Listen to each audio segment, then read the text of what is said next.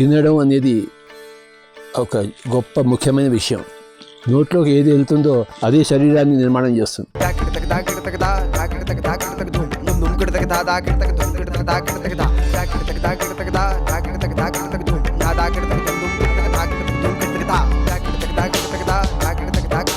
మనసులోకి ఏది వెళ్తుందో అది మనసును నిర్మాణం చేస్తుంది.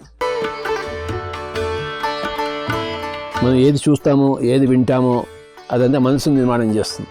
ఏది తింటామో అది శరీరాన్ని నిర్మాణం చేస్తుంది. మనస్సు కూడా శరీరాన్ని నిర్మాణం చేస్తుంది. శరీరం కూడా మనసుని ప్రభావితం చేస్తుంది. ఇదంతా కలిపి ఒక పెద్ద సిస్టమ్. అది బాడీ మైండ్ అంటారు. శరీరం వేరే మనసు వేరే కాదు. రెండు కలిపి ఒక రాడ్ ఉంటే ఒక పక్కన శరీరం ఒక పక్కన మనసు. ఒకటే రాడ్. ఇటు పక్కన శరీరం అంటే అటు పక్కన మనసు అంటాం. శరీరం మనస్సుని ప్రభావితం చేస్తుంది, మనసు శరీరం ప్రభావితం చేస్తుంది. సో కనుక నోట్లో ఏది పెట్టాలో అది చాలా జాగ్రత్తగా మనం ఆలోచించాలి. అలాగే మనసులో ఏం పెట్టాలో అది కూడా ఆలోచించాలి. ఏది తింటామో అది శరీరంలో ఉంటుంది. ఇవన్నీ కలిపి ఈ బాడీ మైండ్ని తయారు చేస్తాయి. శరీరానికి వస్తే నోట్లో ఏం పెట్టాలి? మాంసాహారము పెట్టరాదు. జంతువులను చంపి ఆ యొక్క శవాలను కడుపులో పెట్టుకోరాదు. 3 సామ్రాజ్యాలు ఉన్నాయి. జంతు సామ్రాజ్యము, పక్షి సామ్రాజ్యము, మత్స్య సామ్రాజ్యం. ఈ 3 మానవుడి సామ్రాజ్యానికి ఫుడ్ కాదు, భోజనం కాదు. చక్కటి ఫలాలు, ఆకులు, అలములు వండుకొని చక్కగా తినాలి. లేదా వండుకోకుండా తినచ్చు. అందరూ తింటున్నారు అని మనం తినడం కాదు. ఏది తినాలో తెలుసుకున్నా తినాలి. అందరూ గుడ్డెద్దు చేలో పడ్డట్టు పడుతున్నారు. మనం కూడా గుడ్డెద్దులా ఉండి మనం కూడా అదే చేలో పడడం కాదు. గుడ్డి ఎద్దు చేలో పడితే ఏమవుతుంది? ఆ చేలు సర్వనాశనం అవుతుంది. ఆ గుడ్డెద్దు కూడా అన్ని దెబ్బతింటుంది. ఆ ముళ్ళన్నీ గుచ్చుకుంటాయి. ఆ గుడ్డి ఎద్దుకి ముళ్ళు గుచ్చుకుంటాయి. ఆ చేలు కూడా సర్వనాశనం అవుతుంది. మనిషి గుడ్డెద్దులా తింటున్నాడు. తాను చెడిపోతున్నాడు, అందరినీ చెడిపి చేస్తున్నాడు. ఆ కోడిని మేకనికి వస్తే దానికి చెడిపోయింది. ఆ శవాన్ని నువ్వు తింటే నీకు చెడిపోయింది. అంటే లోకాన్ని చెడిపి చేస్తున్నాడు, నీకు నువ్వు చెడిపి చేసుకుంటున్నావు. గుడ్డెద్దు చెడబెట్టాడు. ఈ ఎద్దు తన గుడ్డితనం పోగొట్టుకోవాలి. ఏది తినాలో తెలుసుకోవాలి, అదే తినాలి. ఏది తినకూడదు తెలిసిన అది తినకూడదు. ఏది తినకూడదో దాన్ని తింటూ ఏది తినాలో అది తినకుండా ఉంటే జీవితం అంతా అనర్థాల పాలు, సర్వనాశనం, రోగాల పాలు. తొందరగా మృత్యు దేవతలోకి ఆహుతి అవుతాం. ఏం తినాలో తెలుసుకోవాలి. అంటే శాకాహారమే తినాలి. బాగా వంట చేసుకుని తినాలి, లేకపోతే శుద్ధంగా అలానే తినచ్చు. పళ్ళు బాగా తినాలి. దాన్ని ఇంగ్లీష్లో ఫ్రూటేరియన్ అంటారు. ఫలాహారి, శాకాహారి, మరి అందులో ఫలాహారి. చక్కగా రుచికరంగా భోజనం చేసుకోవాలి. రుచికరమైన వంట ఎక్కడి నుంచి వస్తుంది? బాగా వంట చేసే వాళ్ళ చేతిలో వంట తీసుకోవాలి. ఫర్ ఎగ్జాంపుల్ మా అమ్మగారు బెస్ట్గా వంట చేసేది. ఆవిడ చేతి భోజనం చేస్తే ఇంకెక్కడ భోజనం చేయ బుద్ధి కాదు నాకు. ఎందుకంటే అంత బాగుండేది. అంత రుచి ఉందన్నమాట అందులో. ఆ రుచి అనేది ఆత్మకి తగులుతుంది. ఆ భోజనం అనేది కడుపు తగులుతుంది. మనం కడుపు ప్లస్ ఆత్మకి రుచి కావాలి. కడుపుకి రుచి అక్కర్లేదు. కడుపుకి ఇంత కూడు కావాలి. అది ఎలాంటిదైనా పర్వాలేదు. కానీ ఆత్మకి అలా కాదు కదా. ఆత్మకి రుచి కావాలి. మనం శరీరం ప్లస్ ఆత్మ, జీవాత్మ ఇది. కనుక ఆ రుచికరమైన భోజనం కావాలి. అప్పుడు ఆత్మ సంతృప్తి చెందుతుంది.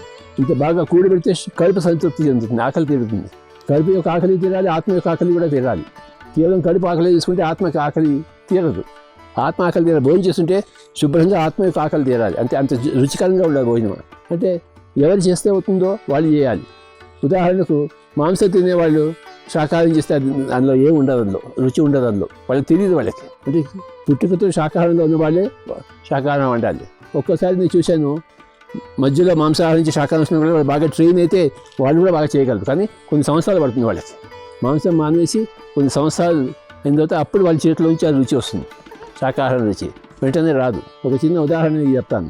మహాత్మా గాంధీజీ పూణేలో ఎర్రవాడ జైల్లో ఉన్నారు. 200 సంవత్సరాలు ఆయన జైల్లో వేశారు బ్రిటిష్ వాళ్ళు. ఆయన ఒకరోజు ఏంటంటే ఒకరోజు రొట్టె ఆలుగడ్డ కూడా తిన్నాడు. ఆయన తింటే పూర్తిగా ఆయనకి వామిటింగ్ వచ్చింది. అంటే కక్కుకున్నాడు. ఏది తినే లోపల కూడా ఆయన ఆశ్చర్యపడి, అంటే రోజు నేను అదే తింటున్నాను కదా, నాకేం కాదు, ఇవాళ ఎందుకు అయిందని చెప్పేసి పిలిపించాడు. ఎవరు ఈ రొట్టె ఈ ఆలుగడ్డ కూడా ఎవరు చేశారో వాళ్ళని పిలుస్తారా అని చెప్పేసి ఒక అబ్బాయిని పిలుచుకొచ్చారు. నువ్వే చేసావా అన్నారు. నేనే చేశాను స్వామీజీ అన్నారు. ఈ కనుక ఎంతో భక్తితో చేశాను స్వామీజీ అన్నారు. రోజు నువ్వే చేస్తావని అన్నారు. లేదు సార్, ఇవాళ మీకు రోజు చేసి ఆయన సెలవు పెట్టాడు కనుక నేను వచ్చి చేయాల్సి వచ్చింది, నేను చేశాను, మీకు ఎంతో భక్తితో నేను చేశాను అన్నాడు. వాడు ఒక దొంగవాడు, ఒక హంతకుడు, వాడు మాంసం తినేవాడు. అంటే వాడు వండాడు. వాడి వాసనలన్నీ యొక్క వంటలో వచ్చాయి. అది ఈయన తిన్నాడు. ఈయన అసలే మహాశుద్ధ సాత్విక శరీరం అయింది. అది పట్టలేదు, అంతా బయటకు వచ్చేసింది. అంటే తిన్నది రొట్టె ఆలుగడ్డ కూరే శాకాహారమే, కానీ ఎవడు వండాడు అది చాలా ముఖ్యం. శాకాహారులే వండాలి.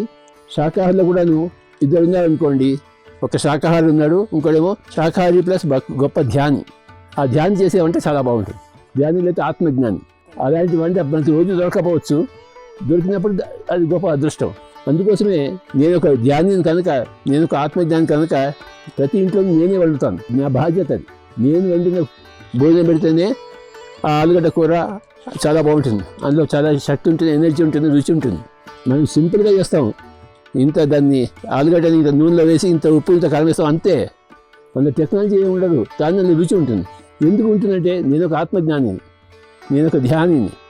అందరికీ బాగా మంచి చేసి పెట్టాలని ఉద్దేశం ఉన్నవాడిని.